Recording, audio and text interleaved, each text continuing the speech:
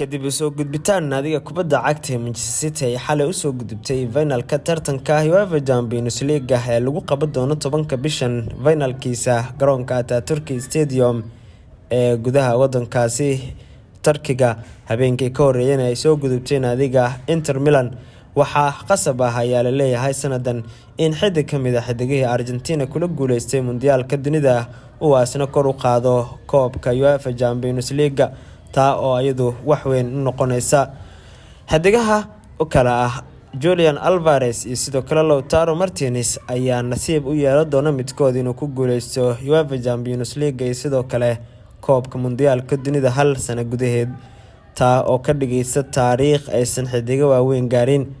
waxaana labadan xiddig nasiib u yeesheen ayaa la leeyahay inay markaa ay gaaraan finalka UEFA Champions League midkood ayaa noqon doona xiddig isku hela tartanka Mundialka dunida ee ah kan dunida ugu xiisaha badan UEFA Champions League oo ah kan ugu xiisaha badan ee qaaradda Yurub labadan xiddig Argentinianka ayaa Argentina kula guuleystay koobkii Mundialka dunida ee qadar lagu soo gabagabeeyay waxaana labadooda ay finalka la taagan yihiin kooxooda iyagoo kulamadii semifinalka